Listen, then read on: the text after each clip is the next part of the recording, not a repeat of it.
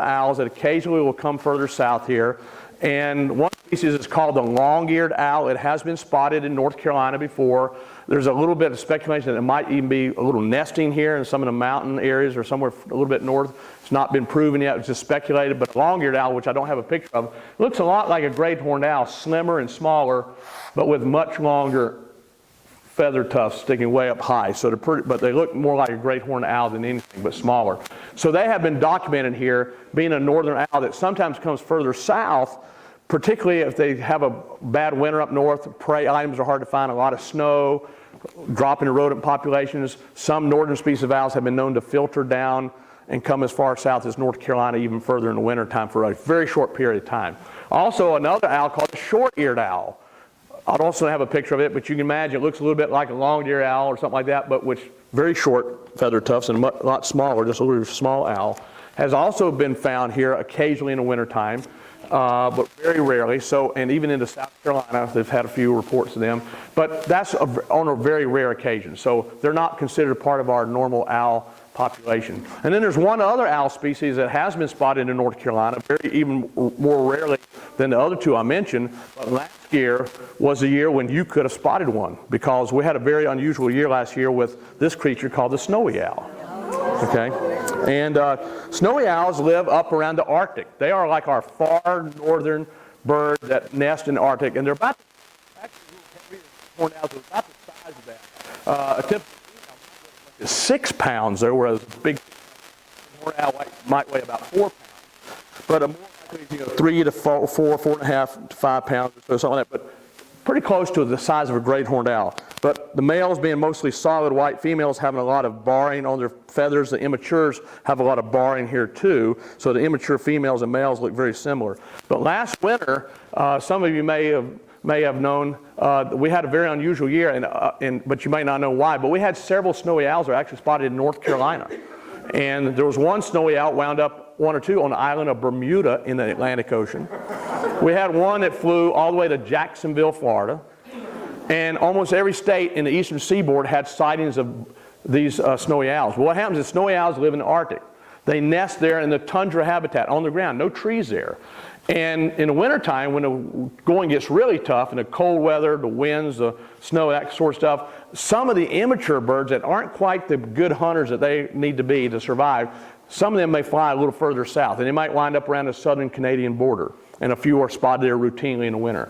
In some winters, a few will be spotted in a few areas of the northeast United States, like around Massachusetts or Maine or somewhere like that. Just a handful here and there, and it creates quite a stir whenever they're seen. Every once in a while, one will come down and be as far north, far south as something like Virginia or something. Actually, one was spotted in North Carolina and documented back in 1891 in the Weaverville area near Asheville. But until then, we don't know of any documented sightings until last year. And then suddenly last year, dozens of snowy owls started showing up further south of Canada. There was as many as 100 or more around the Boston airport, big grassy open areas that resembled tundra habitat. That's where they would be found. All these states started reporting sightings. Not like they're everywhere. I mean, a few here and there, but 100 at one spot is incredible. So what happened is there was a lot of immature snowy owls that survived last year. Most of these that flew south were immature birds. And researchers that had been studying snowy owls, particularly up in the Quebec area, had taken some photographs of some of the nests there. And whereas these birds nest on the ground and they have maybe laid 3 or 4 eggs or so, and they're lucky to have one snowy owl chick survive to fledge and fly, they all survived, almost all last year. And the reason was they said they had an absurd number of rodent prey available. Scientists are usually use more specific terms. Absurd is not a scientific term, but that's what they use. For scientists to say that, that's like unbelievable. And that one picture that was widely distributed around on the internet through some sites and I saw showed a snowy owl nest eggs sitting on the ground, about 3 or 4 eggs or so, sitting on the ground, not even hatched yet, and lined up around them like you would pile up rocks for a campfire ring or something. Piles of dead rodents, lemmings mostly, and voles, piled up, waiting. There was one photograph had 70, I think, lemmings or something like, about a dozen voles, and the eggs hadn't even hatched yet. The parents just, all this food, come on, let's do it. So it had an unprecedented number of babies surviving because they had one of these cyclic populations that may never happen again with the rodent population. So a lot of the immature birds that came south, instead of having just a few, they had bunches of them. At one time, there were at least 6 in North Carolina, mostly down on the coast of North Carolina, and the one you look at a picture of here, actually turned up here in western North Carolina, in the city of, I won't say city, it's a town of Rosman, down below Brevard, up in the mountains, not too far from where I live, and it created quite a stir, because now we have the internet, we have people birding as a hobby. When a white owl is seen hanging around an area, it gets your attention in the middle of winter. You know, no leaves, not hiding in the woods, out there in open country, sitting on the ground, pasture land. That's where this owl was spotted. So people came from several states away to try to add it to their life list, you know, literally, and it will make quite the internet sensation. And unfortunately, this bird became very weak. I got to see it in the wild one Sunday in early December. And the next day, I was called in to rescue it. I'd seen it flying around, but it seemed a little weak. And sometimes birds at that time of year, even our local birds, young birds that were fledged from the year before, have trouble finding enough prey in the middle of the winter, and they succumb to malnutrition and starvation. So this bird was starting to get weak, and it got to the point where it could no longer fly. And luckily, I was able to be called in to rescue it.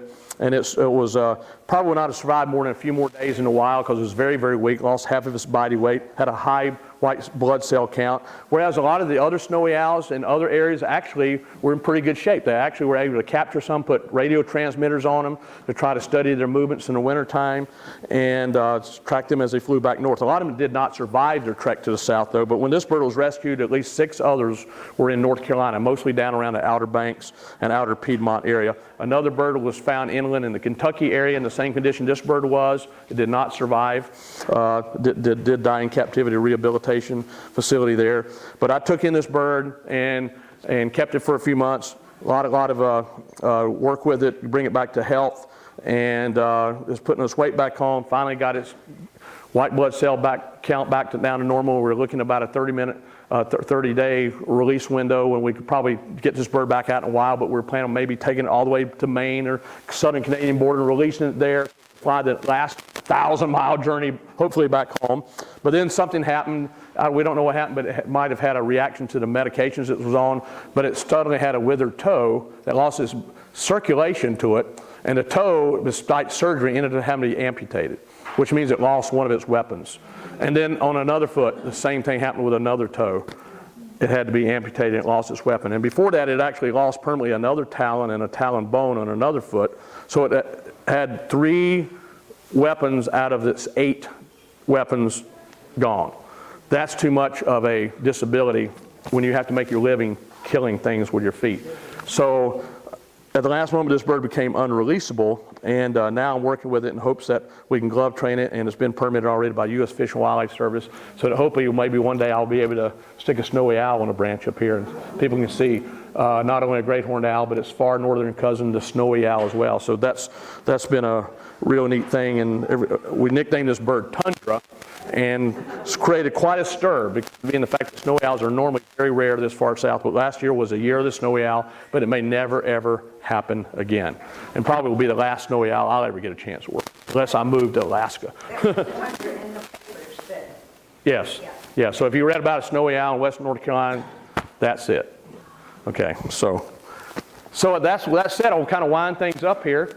And does anybody have any questions before we kind of break apart here? Before you do break apart, I want to put this owl, well, actually I might leave him out a little bit. I might take out the other owl for a moment. But the main thing is you don't approach this owl very closely. In fact, if you see this plate right here, go no closer than that. And do not walk behind the bird, but just kind of stay in front of that electrical plate there.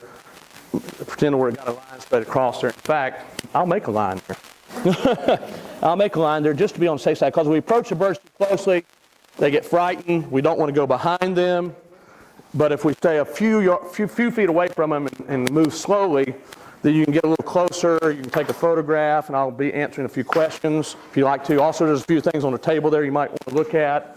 A few box plans for owls, a few pellets you might want to look at, that sort of thing. And I'll be glad to answer any questions that you might have. So before we break up, is any questions anybody would like to ask? Right now we'll take 3 or 4 questions, then we'll just kind of take it informally after that, if you want to hang around a few minutes. Yes?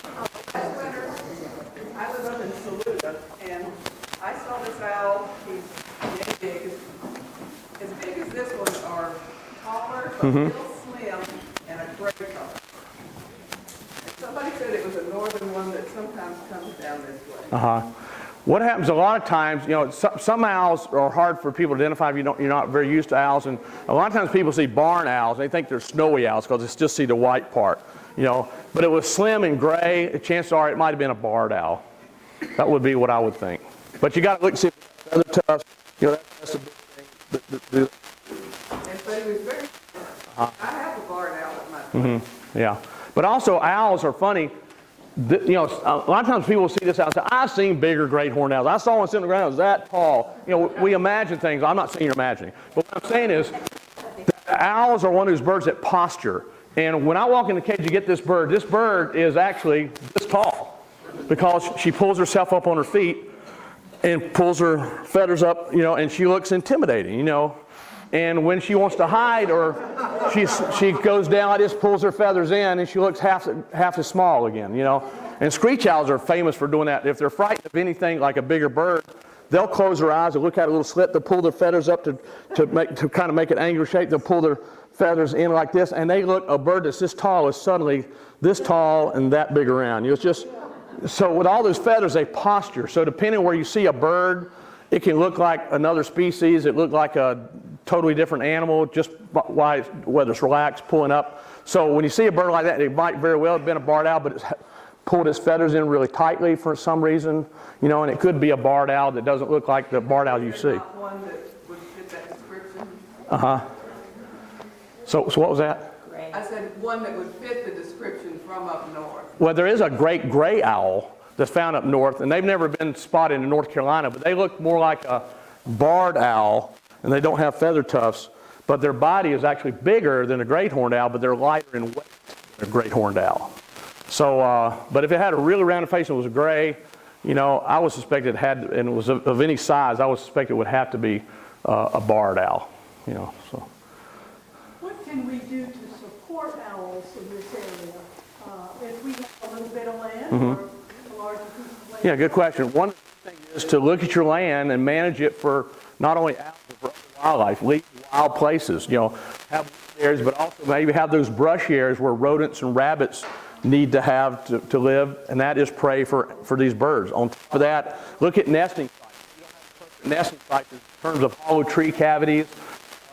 Put up some nest boxes, that sort of thing. So you can have a good food supply, you might not have nesting areas. You might have plenty of nesting areas, hollow dead trees, but you might not have proper habitat for the animals they feed on. So keeping things wild in a variety of different habitat successional stages, from wooded to grassy, pasture, brushy, succession in between, will provide a lot of food areas for owls. Yeah.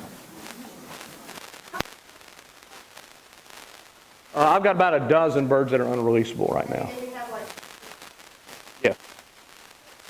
balance between those and the birds of prey as far as handling them? Oh yeah, they all have a very different personality. Yeah. I mean, the other ones, the birds of prey easier to handle? I mean, you said these guys really, like, that one lets you touch its head. And I'm like, Yeah, well, I mean, I've known this bird a lot for a long time, and I can do things with this bird that, you know, because we have an understanding, I guess you could say. I know, really, it's really more like I know what I can get away with in a certain situation, you know. But this bird will have a different personality than another bird, and this bird has a different personality. A lot of it's related, but a lot of it just has to do with the individual bird, you know. So they're all different. So. How high off the ground do you have to put a nest box? 15 to 20 feet is ideal. The higher, the better. But some even lower will work, but higher up is better. So I'd say probably a minimum of about 12 or 15. Yeah. Regarding the nesting box, I see it does not have a perch. No, you don't need a perch. They fly right into the hole. They do. Yeah. That's a good point. Yeah. Okay, so what I'll do at this point, I'll hang around for a few minutes. If you want to come up here, just don't cross the rope. Stay on that side of the rope. Look at things on the table. Ask me questions. I'll be glad to talk to you a little bit. Thank you. So